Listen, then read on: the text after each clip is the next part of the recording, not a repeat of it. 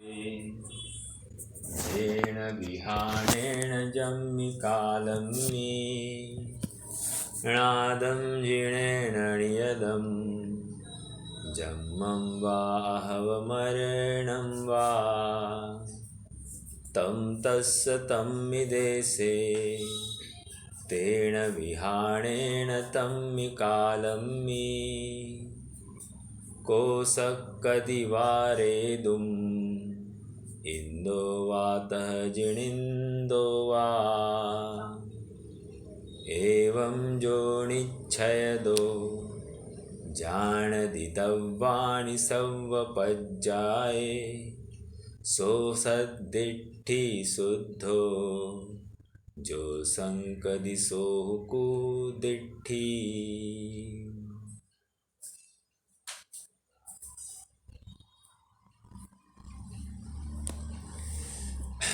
क्रमबद्ध पर्याय की चर्चा अपन ने चालू की है और अत्यंत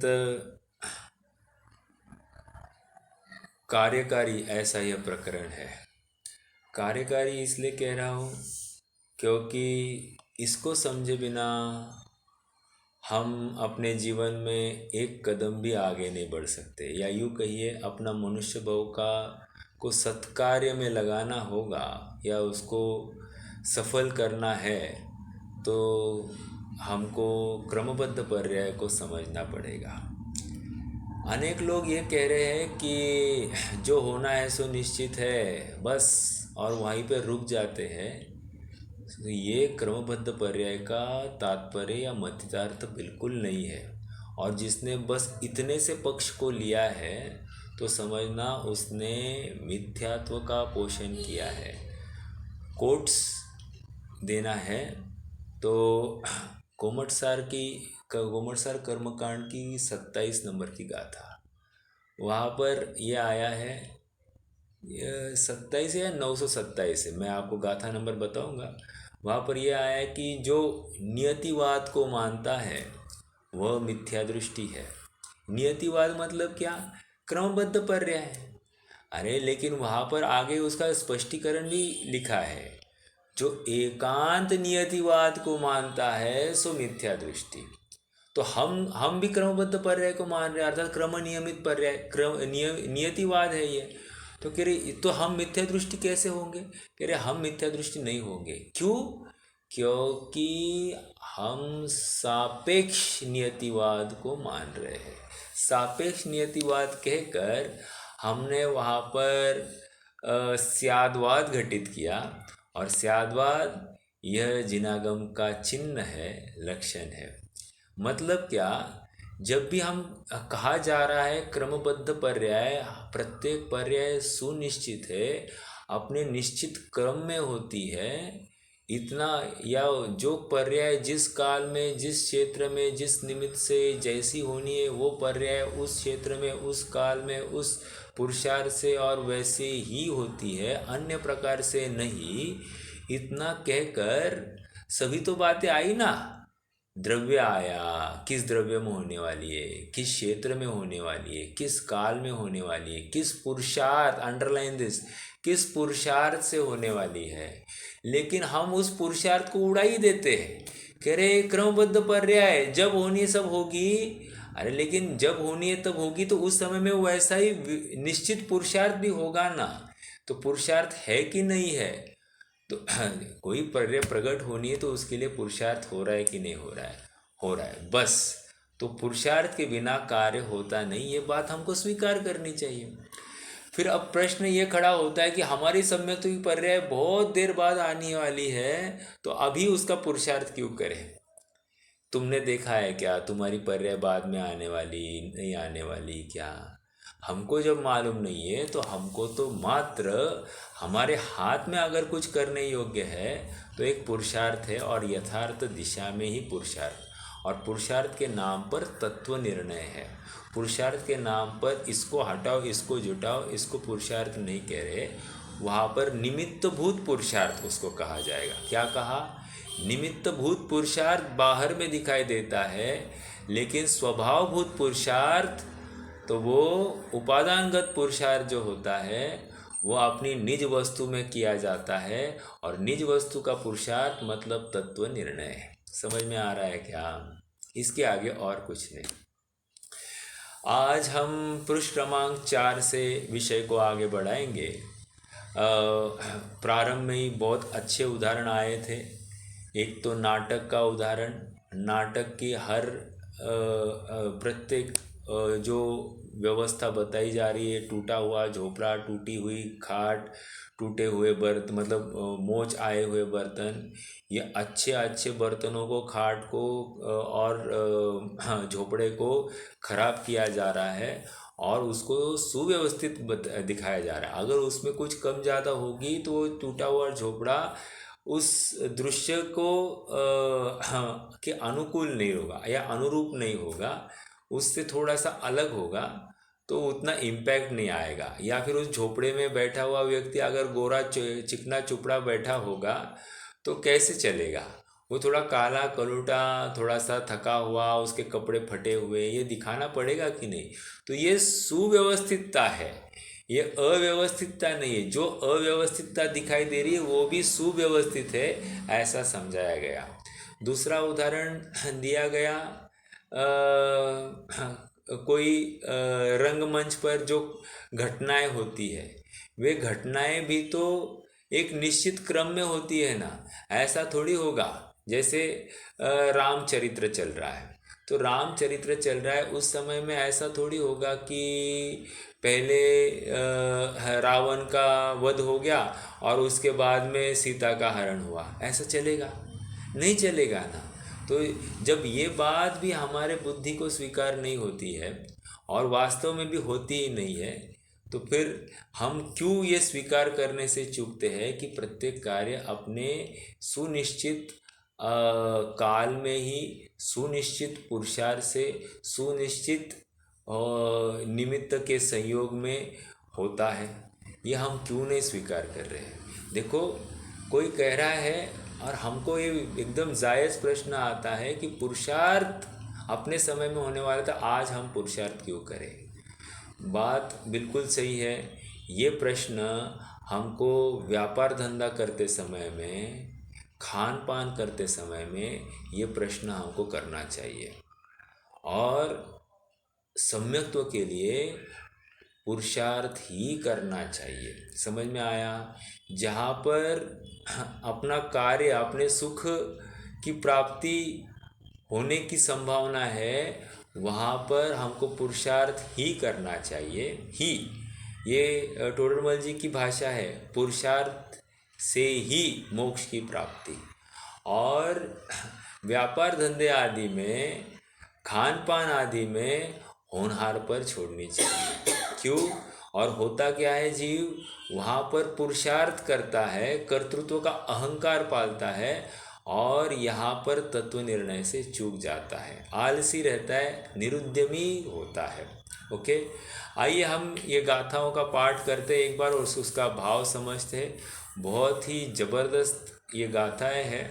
इसमें क्रमबद्धता की बात हो रही है, कार्य के होने की बात यहाँ पर बताई जा रही है।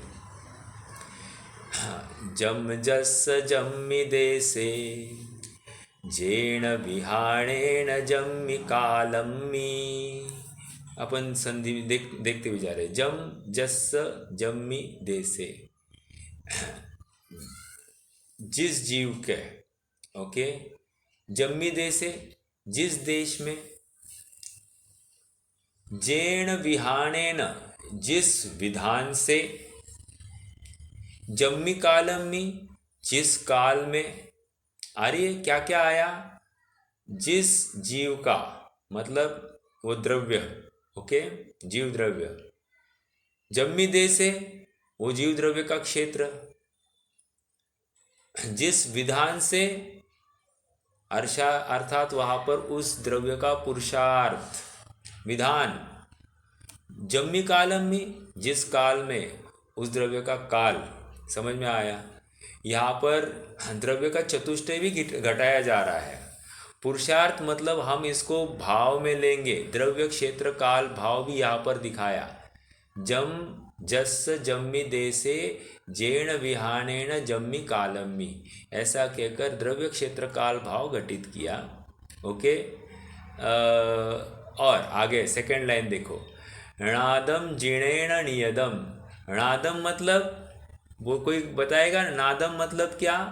णादम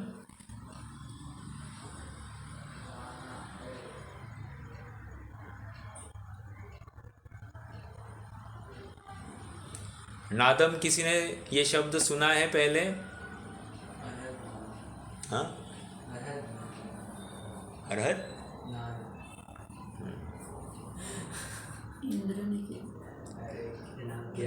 नादम मतलब जानना। किसने जाना है? जिनेन, जिनेंद्र भगवान ने जाना है। कैसे जाना है? नियदम, नियत रूप से जाना है।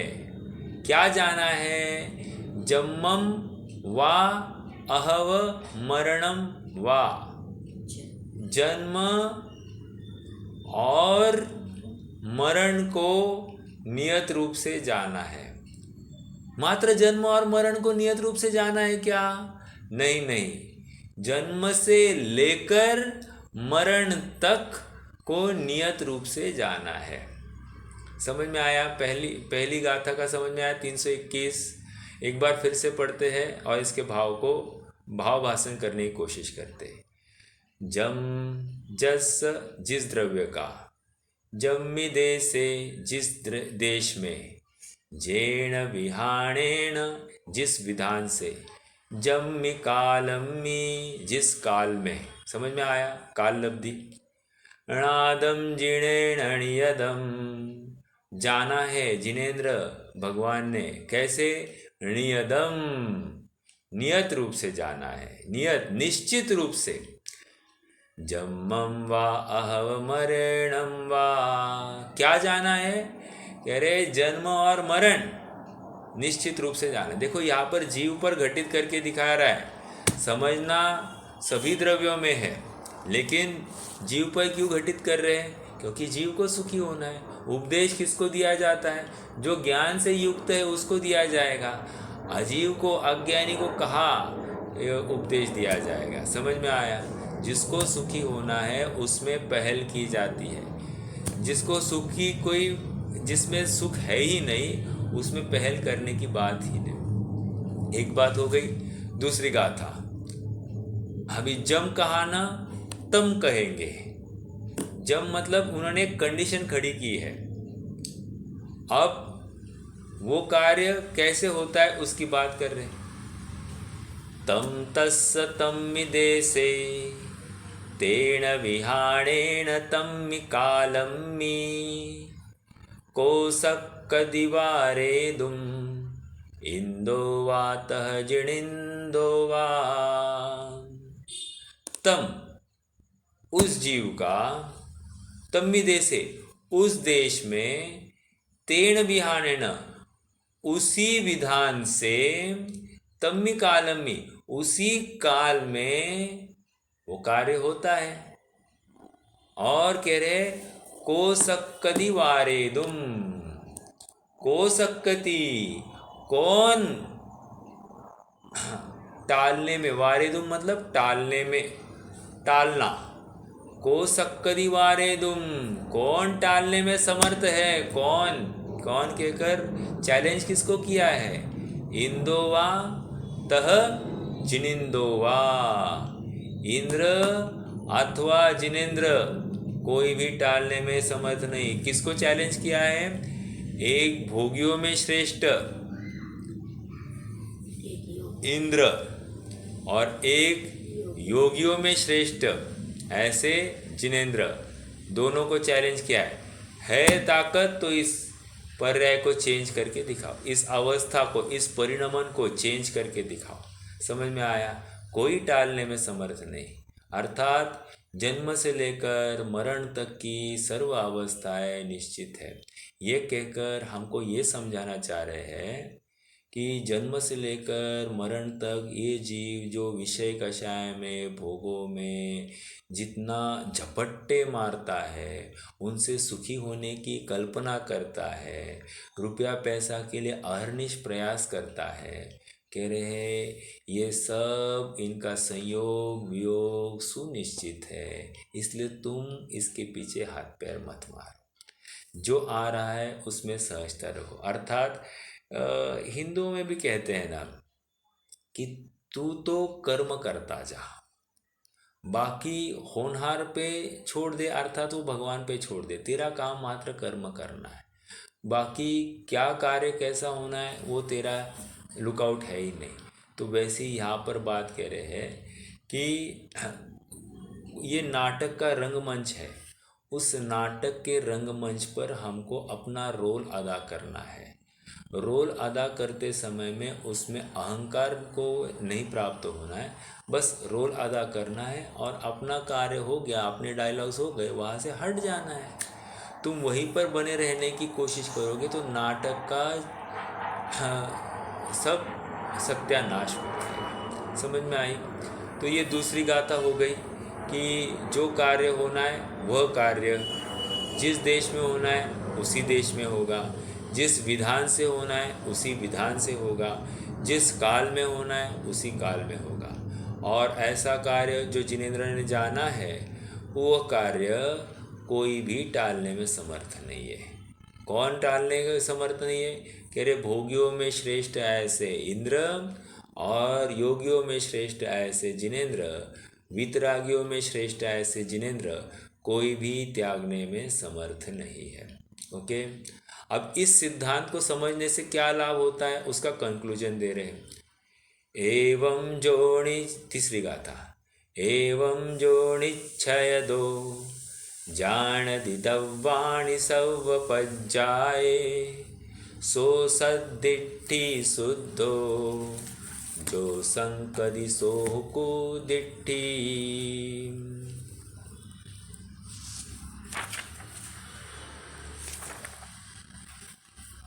एक मिनट।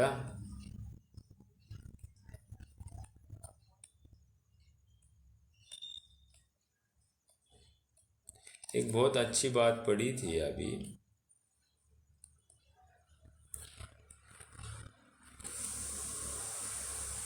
हाँ जी, देखो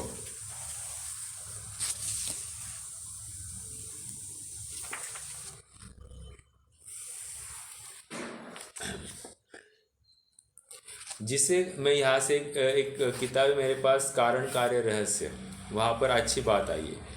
जिसे क्रमबद्ध पर्याय का यथार्थ ज्ञान नहीं है वह अज्ञानी क्रमबद्ध पर्याय के नाम पर अपना एकांत नियतवाद अज्ञान और मिथ्या तो पुष्ट करता है। ये बात इस किताब में भी आएगा ही आएगा, लेकिन यहाँ पर पढ़ो। गोमटसार ग्रंथ में कहा है कि यह तो स्वच्छंदी जीवों का एकांत नियतवाद है।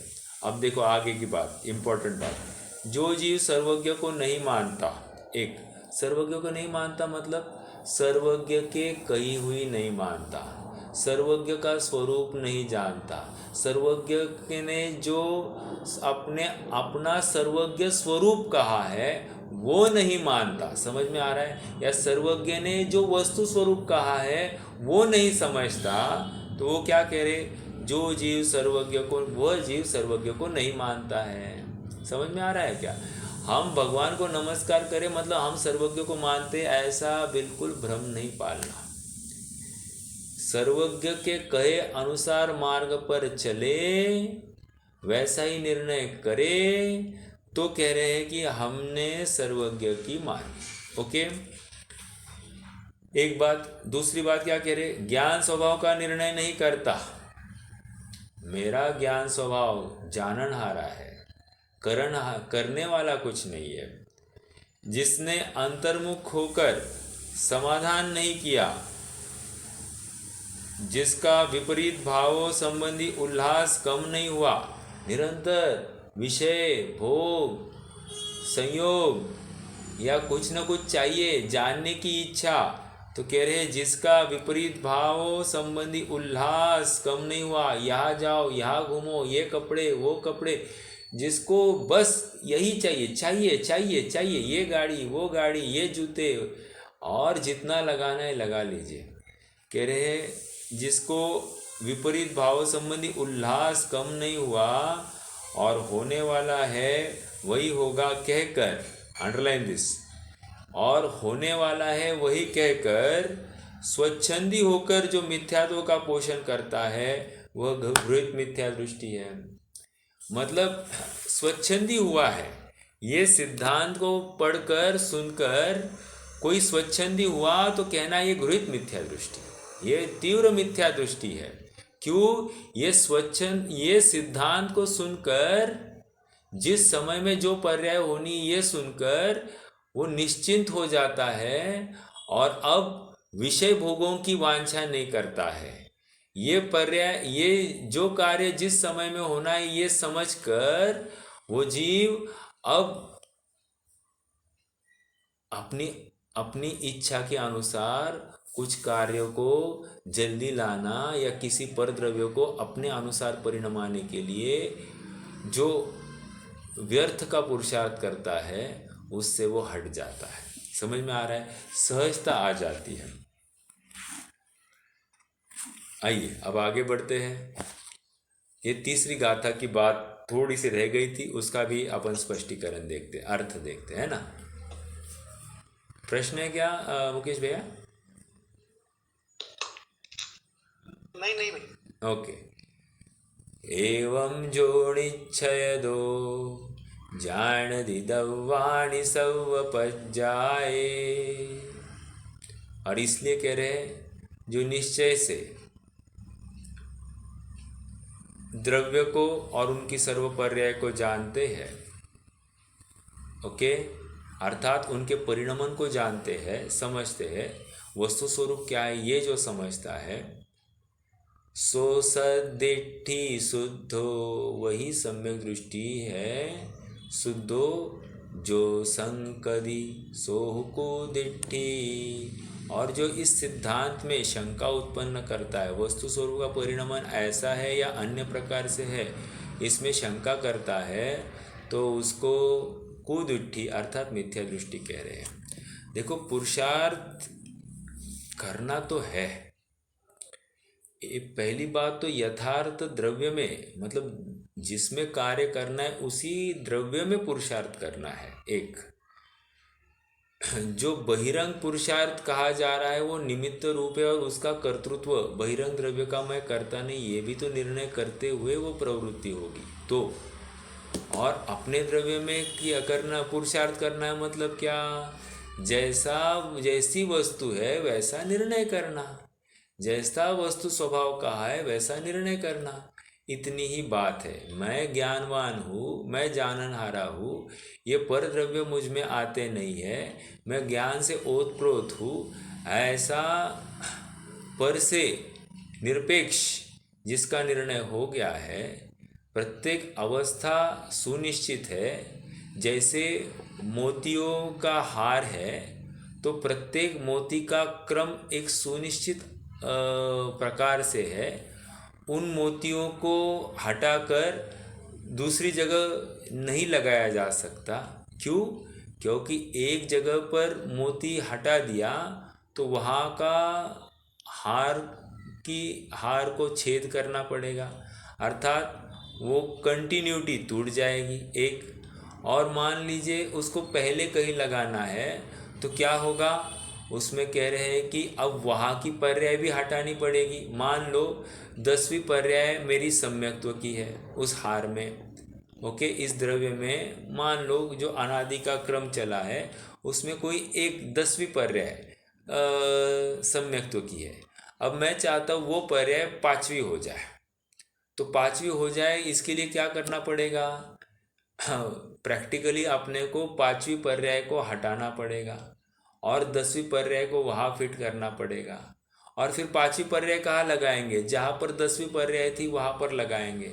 तो क्या होगा, सुनिश्चित क्रम में ये कार्य नहीं होगा, अव्यवस्थित क्रम में कार्य होगा, इसलिए फिर वो क्रमबद्ध पर्याय के सिद्धांत को स्वीकृति नहीं मिलती है।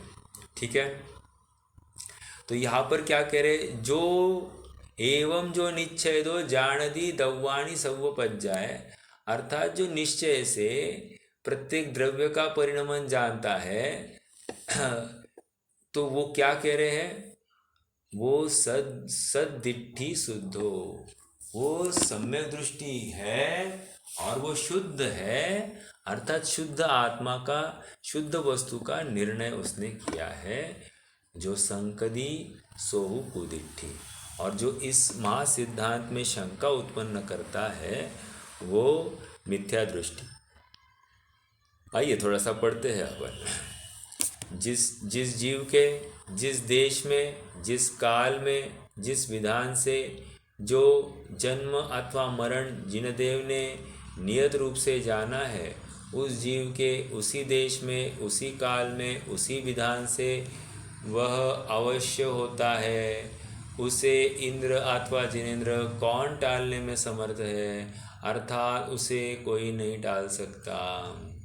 ये बात क्या आ गई, दो बातें, जन्म अथवा मरण, जो जन्म अथवा मरण जिनदेव ने नियत रूप से जाना है, अर्थात स्टार्टिंग से लेकर एंड तक। अर्थ क्या कहना है इसमें, जन्म से लेकर मरण तक की बात है। इन सबको क्या कहा, जिनेंद्र भगवान ने प्रत्यक्ष देखा है। उन्होंने जैसे देखा है और कहा है वैसे ही समझना चाहिए, और ऐसा ही होने वाला है, उसमें कोई भी बदल नहीं ला सकता। क्यों, क्योंकि उस द्रव्य में उसी समय में वो अवस्था दिखाई दे रही है।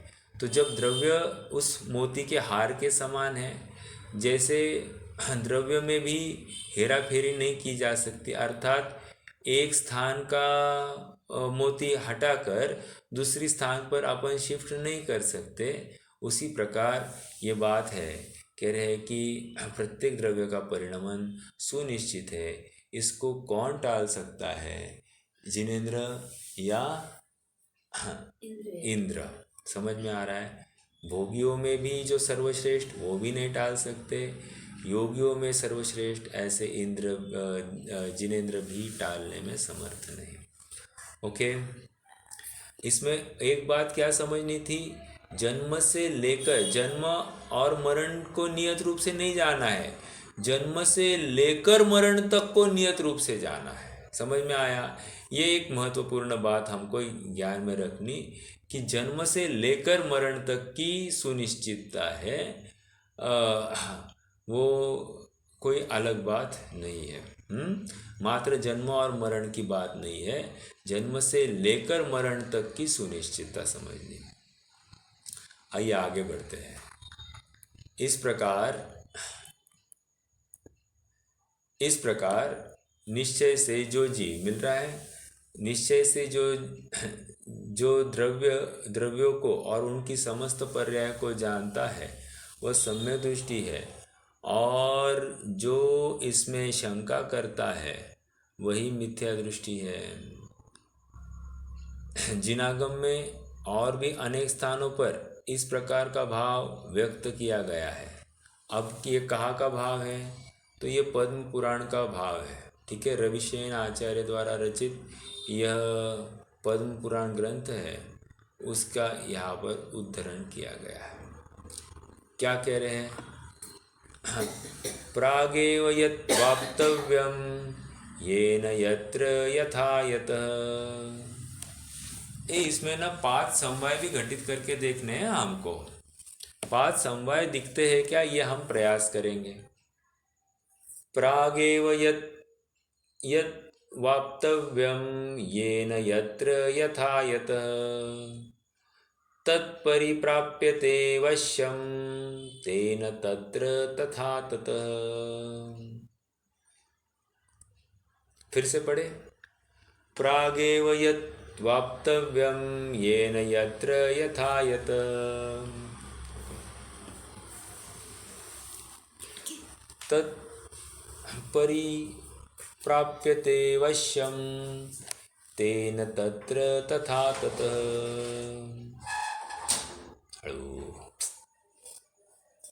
प्रागेव मतलब क्या, प्रागेव मतलब पहले ही, यत् यत अवाप्तव्यम।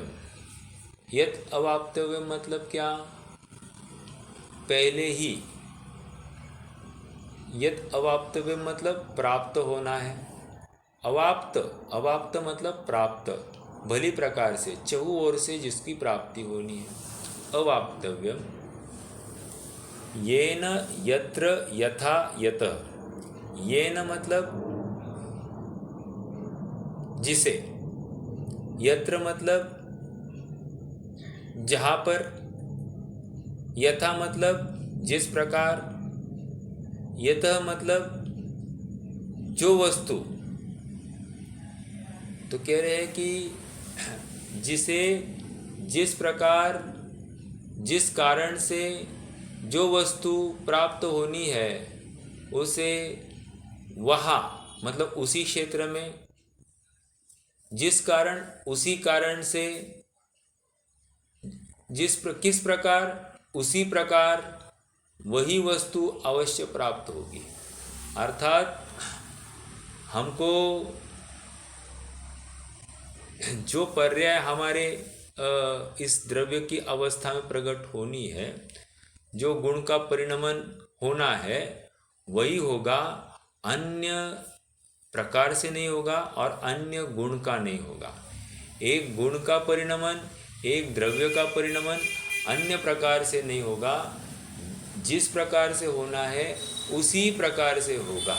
ये यहाँ पर बात रखी जा रही है। ओके, ये रविसेन आचार्य की बात है। ये उदाहरण, ये जो लिखा है वो किस पर्टिकुलर सिचुएशन में लिखा है आपको पता है? नहीं पता होगा, मैं बताता हूँ। देखो, सिचुएशन ऐसी है कि रावण का भांजा है। कौन है भांजा?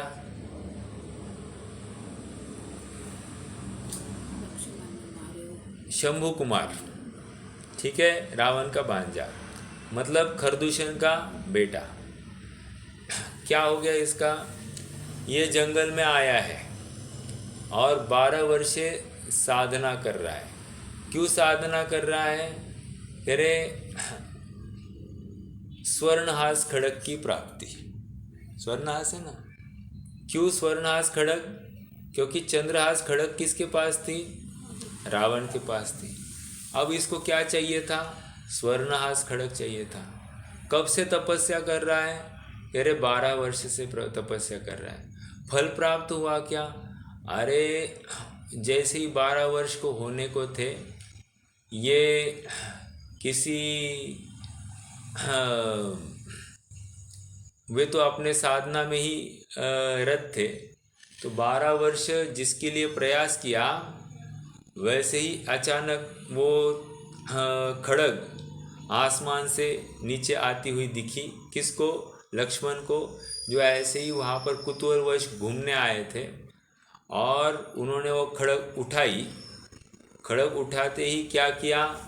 उसकी धार देखनी चाहिए, इसलिए क्या किया? बांस के पेड़ थे सामने, उन बांस के पेड़ों में वो चलाई। और जैसे ही चलाई तो आप सबको ज्ञात है कि वहाँ से शंभु कुमार का धड़ अलग हो गया और सर अलग हो गया और वो मरण को प्राप्त हो गया। कहने की बात ये है कि जो कार्य जहाँ पर जिस विधान से, जिस देश में, जिस क्षेत्र में, जिस काल में होना निश्चित है, वह कार्य वहीं पर होता है, उसी द्रव्य क्षेत्र काल भाव में होता है। एक अन्य मतियों का भी एक बहुत अच्छा एक छोटी सी कथा आती है, वो भी मैं आपको सुनाता हूँ। क्या हुआ, एक बार एक कबूतर था। हाँ, कबूतर बहुत नाराज़ बैठा था। तो हुआ ऐसे कि नारद जी वहाँ से निकले और नारद ने कहा कि उस कबूतर को कहा, हे कबूतर, तुम इतने दुखी मुझे दिखाई दे रहे हो, क्या प्रॉब्लम है?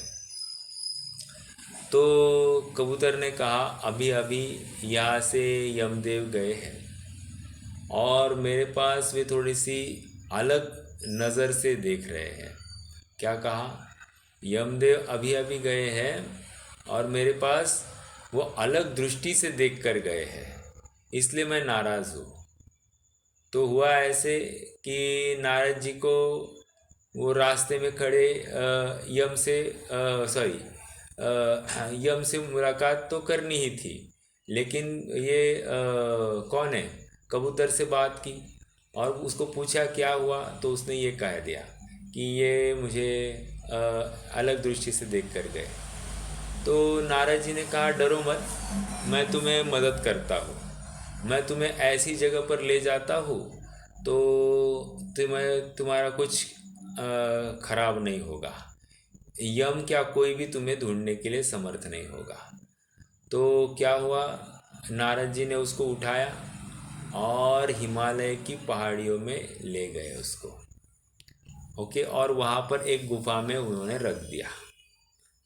अब तो एकदम सेफ हो गया, क्यों, यहाँ तो यमदेव आकर देख कर गया था, लेकिन वहाँ पर तो आने की बहुत संभावना नहीं थी। तो आते आते मार्ग में उसको यमदेव मिले, किसको, नारद जी को। और नारद जी ने कहा कि भैया वो देखो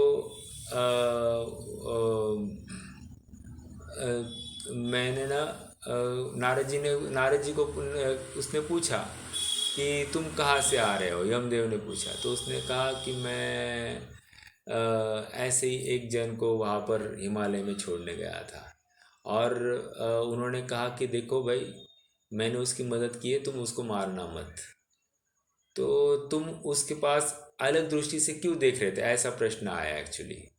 तो उस यमदेव ने कहा अरे मुझे अभी अभी तो मैसेज आया है कि इस कबूतर को उठाना है, और ये कबूतर तो यहाँ बैठा है, लेकिन मुझे तो आया है ये पार्सल मुझे हिमालय से उठाना है। तो नारद जी ने कह दिया अरे मैं तो ये इसको हिमालय इसलिए ले गया था कि वहाँ वो बच जाएगा, और तुम्हें एड्रेस ही उसको वहाँ से उठाने का आया है। समझ में आया?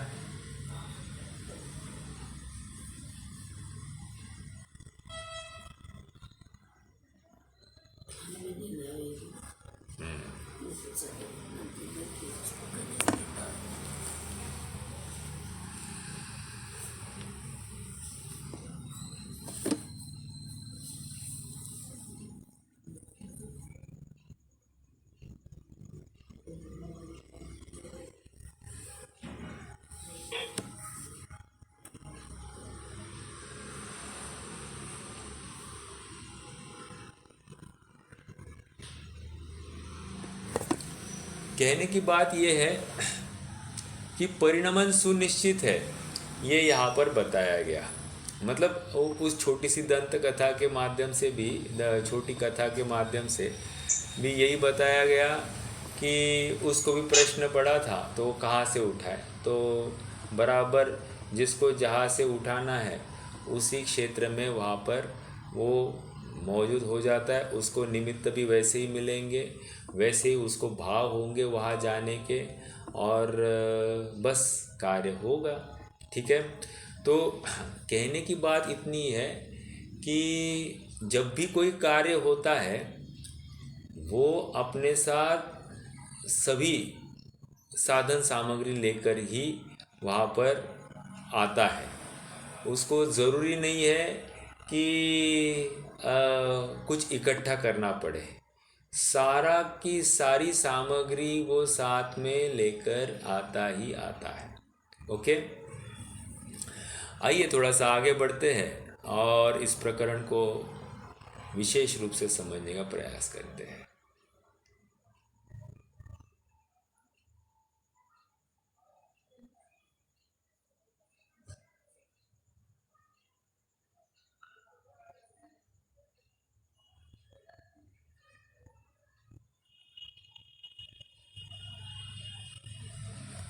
देखो क्या कह रहे हैं,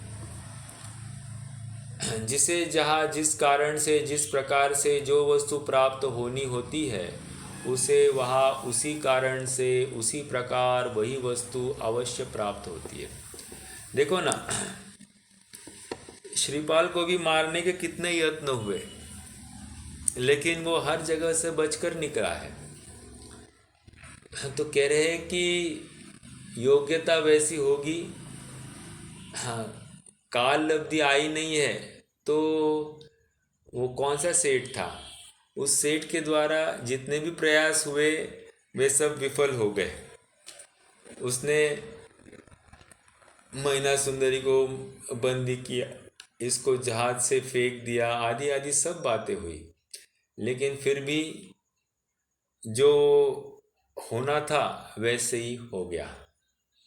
निष्कर्ष इतना ही है। या जीवनधर कुमार का जीवन देखिए, उनका भी ऐसे ही कि उनके वे 7 भाई उनको निरंतर मारने के लिए प्रयास करते, और ये हर जहाँ जाते उल्टा ही सब उसका अच्छा ही होते हुए दिखाई देता है। तो कह रहे हैं कि ये सब अपने अपने समय में कार्य होते हैं। सामने वाला क्या सोचकर कार्य कर रहा है, इसका हमारी होनहार पर कोई फर्क पड़ता नहीं है, उस कार्य पर कोई फर्क पड़ता नहीं। कार्य वही होता है जो नियत है। समझ में आया?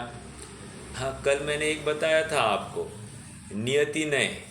नियति नय क्या कह रहा है? अरे प्रत्येक द्रव्य नियत है, ये तो कह ही रहा है, लेकिन साथ साथ और एक बात कह रहा है, प्रत्येक पर्याय भी नियत है। नियत है कहकर क्या कहना चाहते हैं? ये कहना चाहते कि प्रत्येक पर्याय अपने समय में एक समय का सत है। तत्वार सूत्र की बात करें तो द्रव्य सत, गुण सत, पर्याय सत। कहाँ से लाई? सत द्रव्य लक्षणम। तो वहाँ से बात आई है कि द्रव्य सत, गुण सत, पर्याय सत, मतलब वो पर्याय भी एक समय का सत है। समझ में आया? उसका कभी अभाव नहीं हो सकता, ये कह रहे हैं। कोई कहने के लिए इतना कह सकता है कि मान लीजिए कि पर्याय सत्य है ऐसा कहे, लेकिन वो पर्याय प्रकट ना हो इसके लिए हम प्रयास करें। जैसे कंस ने क्या किया था, उसको जब पता चला कि ये अपनी बहनों ही या बहन के माध्यम से जो उत्पन्न होने वाला जो पुत्र है वही मेरे मरण का कारण बनेगा, इतनी जानी तो उसने बंदी गृह में डाल दिया और निश्चिंत हो गया कि अब मुझे मारने वाला उत्पन्न नहीं होगा। क्यों? जैसे उत्पन्न होगा मैं उसको मार दूंगा। तो कह रहे हैं कि उसने तो पर्याय का अभाव करने का प्रयास किया, लेकिन हुआ उल्टे विपरीत। कह रहे हैं बराबर जो पर्याय होनी थी वही हुई, और जिस काल में होनी थी उसी काल में हुई, तो कुछ फर्क पड़ता नहीं है। ठीक है? इससे क्या? इससे इतना ही है, सहजता आती है। सहजता मतलब हाँ, प्रत्येक वस्तु का परिणमन स्वाधीन है, उसके अधीन है। उसको इष्ट रूप परिणमाओ, अनिष्ट रूप परिणमाओ, ये कह रहे हैं अपने मन की विकृति है, अपने मन की कमी है। आइए थोड़ा सा आगे बढ़ते हैं। आगे भैया भगवती दास जी का अध्यात्म पद संग्रह, वहाँ से कुछ बात आई है, ये भी समझने योग्य है। पढ़ते हैं हम सब। जो जो देखी वीतराग ने, सो सो होसी वीरारे। बिन देखो होसी नहीं, क्यों ही काहे होत अधीरा रे। समयो एक बढ़ नहीं घटसी, जो सुख दुख की पीरा रे। तू क्यों सोच करे मन कूड़ो, होय वज्र जो हीरा रे। कितना जबरदस्त है, भाव इतना गंभीर है, बहुत विचारणीय है। जो जो देखी वीतराग ने, क्या है बोलिए? कौन सा समवाय है, कोई बताएगा? जो जो देखी वीतराग ने, सो होसी वीरा रे। बिन देखियो होसी नहीं क्यों ही, काहे होत अधीरा रे, काहे होत अधीरा रे। देखो क्या कह रहे हैं, जो देखी वीतराग ने, मतलब क्या देखा होगा, कोई ना कोई पर्याय ही देखी होगी ना, कोई अवस्था ही देखी हो ना। तो कह रहे जिस द्रव्य का जैसा परिणमन देखा है वीतराग ने, सो होसी वीरारे, वही होता है।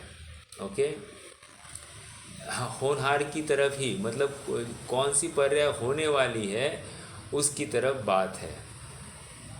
बिन देखियो होसी नहीं क्यों ही, जो देखा नहीं वो होता ही नहीं है।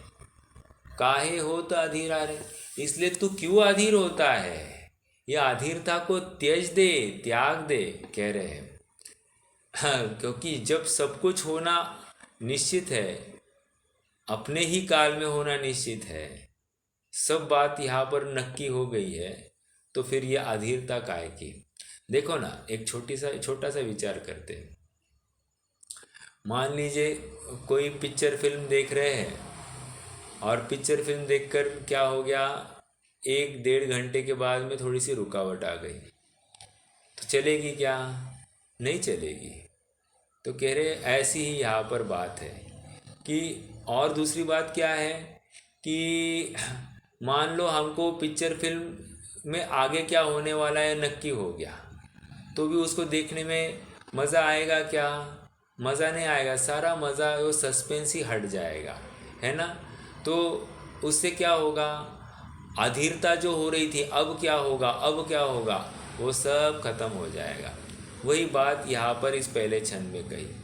अब देखो दूसरा छंद, समयो एक बढ़े नहीं घटसी, जो सुख दुख की पीरा रे।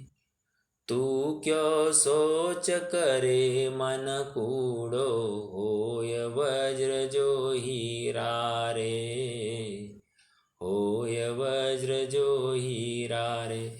अरे समयो एक बढ़े नहीं घटसी, वो लोक में भी कहते हैं ना, समय से पहले और भाग्य से अधिक कुछ नहीं मिलता। तो वही बात है यहाँ पर, समयो एक बढ़े नहीं घटसी, अर्थात जो कार्य जिस काल में होना है, जिस समय में होना है, वो भी नक्की है।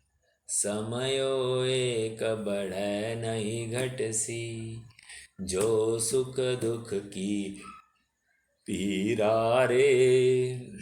क्या कह रहे हैं, सुख दुख की पीड़ा, यहाँ पर सुख मतलब क्या, भौतिक सुख की बात कर रहे हैं, विषयों का सुख की बात कर रहे हैं। तो क्या कह रहे हैं, समयो एक बढ़े नहीं घटसी, जो सुख दुख की पीरा रे। तू क्यों सोच करे मन कूड़ो, होय वज्र जो हीरा रे, होय वज्र जो हीरा रे। ये सेकेंड हाफ का, सेकेंड लाइन का लास्ट पार्ट का अर्थ कोई बताएगा क्या। चलो पूरे ही सेकेंड लाइन का अर्थ ही बोले, सेकेंड छंद का सेकेंड लाइन का अर्थ, तू क्यों सोच करे मन कूड़ो। कूड़ो मतलब खराब क्यों कर रहा है मन, कषाय क्यों हो रही है तुझे। होय वज्र जो हीरा रे, होय वज्र जो हीरा रे मतलब क्या, कह रहे तुम वज्र के समान, वो हीरा जैसा स्ट्रांग है, उसके समान तुम अपना मानस बना दो, बस। होय वज्र जो हीरा रे।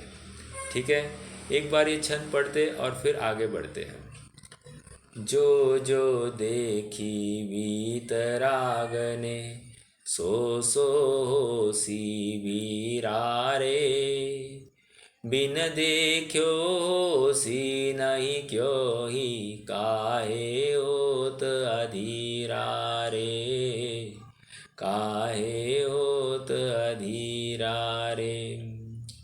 समयो एक बढ़े नहीं घटसी, जो सुख दुख की पीरा रे। समयो एक बढ़े नहीं घटसी, जो सुख दुख की पीरा रे। तू क्यों सोच करे मन कूड़ो, होय वज्र जो हीरा रे। तो इसलिए तू अपना मन संक्लेशित, आकुलित, आंदोलित क्यों करता है?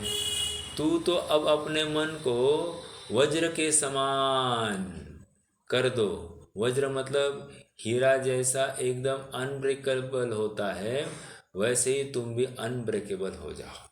ठीक है, ऐसी प्रेरणा यहाँ पर दी है।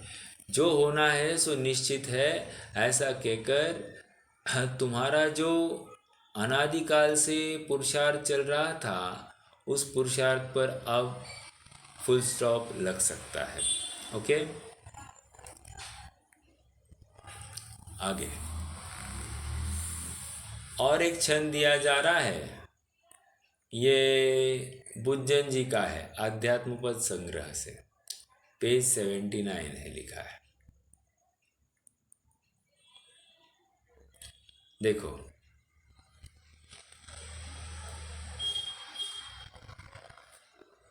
जाकरी जैसे जाहि समय में, जो तब जा द्वार।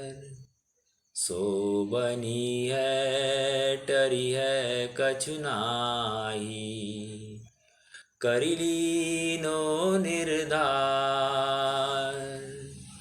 हमको कछु भय नारे, जान लियो संसार। हमको कछु भय नारे। क्या कह रहे हैं? जा करी जैसे, जा करी, जा करी मतलब कार्य करना, करने की तरफ बात है ना। तो ये अपन कौन सा समवाय लगेगा यहाँ पर? यहाँ पर पुरुषार्थ लगेगा, जैसा करना। ओके, जिस उद्यम से प्रयास करोगे वैसे ही होगा। एक बात,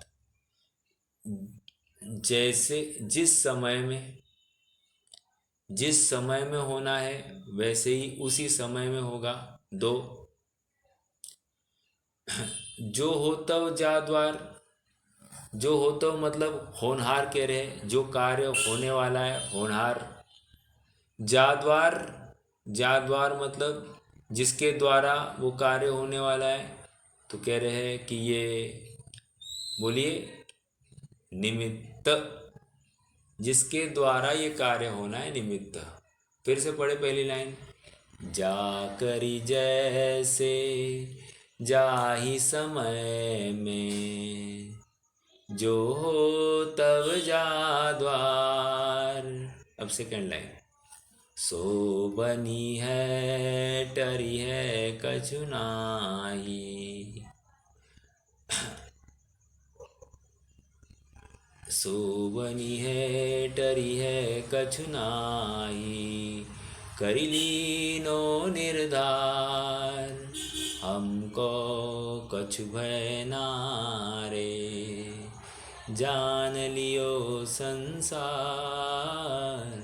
हमको कछु भय नारे। कह रहे, कवि कह रहे हैं हमारी निर्भय होने का कारण क्या है? तो कह रहे हमारे निर्भय होने का कारण ये वस्तु स्वरूप हमने जो समझ लिया है ना, यही निर्भय होने का कारण है। मतलब कह रहे जिस समय में जिस वस्तु का जिस प्रकार से परिणमन सुनिश्चित है, व्यवस्थित है, नक्की है, उस समय में उस वस्तु का वैसा ही परिणमन होता है। हमको खींच तान कर कोई भी पर्याय को लाना नहीं है, लेकिन वो हो जाती है। और वो सब सामग्री अपने साथ लेकर आती है। ऐसा नहीं है कि आगे पीछे लेके आती है, साथ में लेके आती है। आगे पीछे लेकर आएगी तो क्या तकलीफ होगी?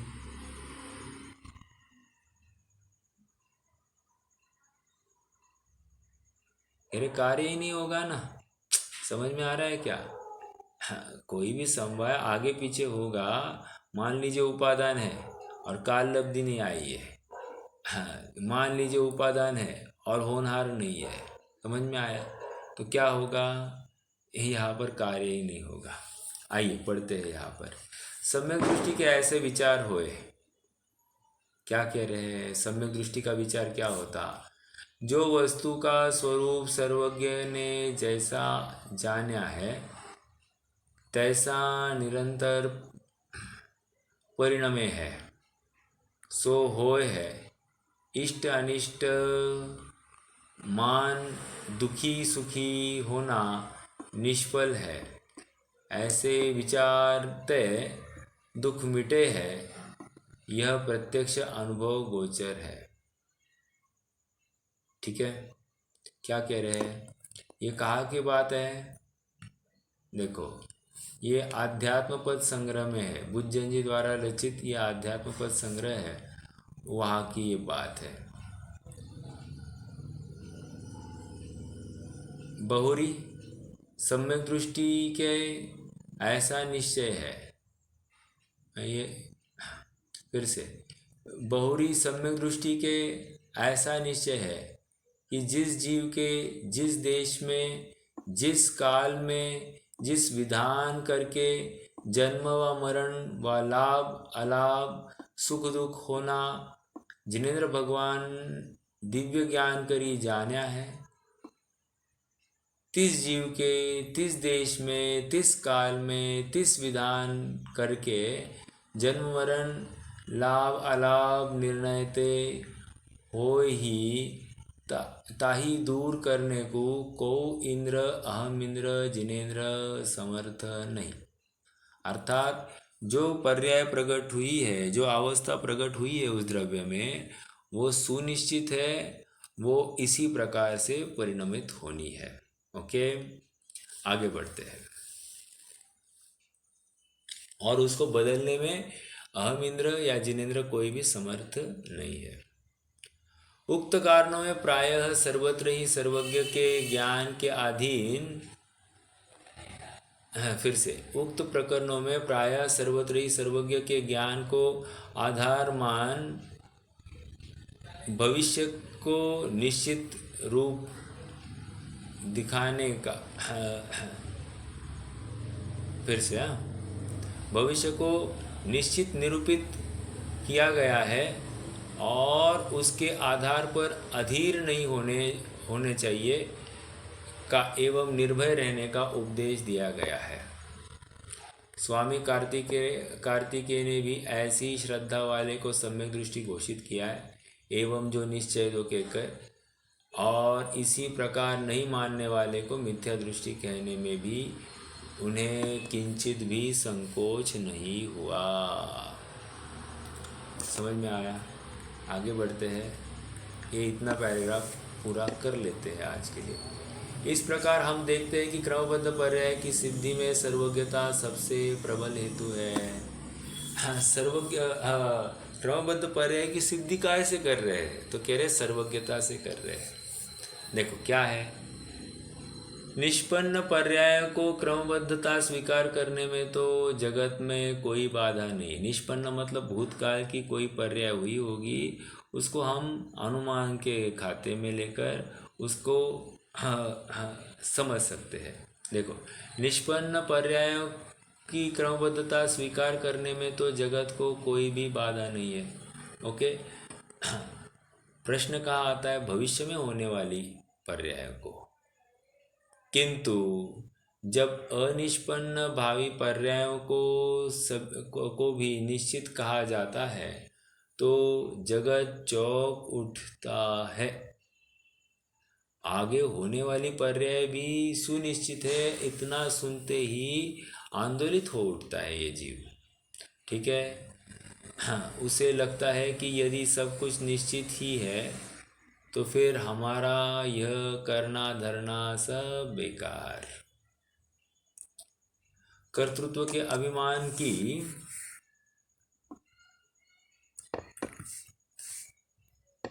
दीवार को, हो गया ये एक्चुअली, दीवार को वह ठोस आधार मानकर खड़ा था, अकड़ रहा था।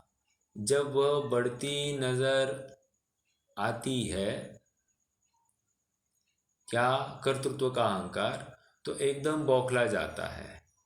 उसकी बौखलाहट यहाँ तक बढ़ती है कि जैसा सर्वज्ञ भगवान को और उनकी सर्वज्ञता को वह अभी तक हृदय से बुद्धि से नहीं स्वीकार कर रहा था, उसके प्रति भी शंकित हो उठता है, उसका भी विरोध करने लगता है। कौन? मिथ्या दृष्टि की बात। ओके, वो क्या करता है? वस्तु स्वरूप को समझता नहीं, बौखलाता है। ओके, और सर्वज्ञता का भी निर्णय करता नहीं है, हृदय से उसे स्वीकार करता नहीं है।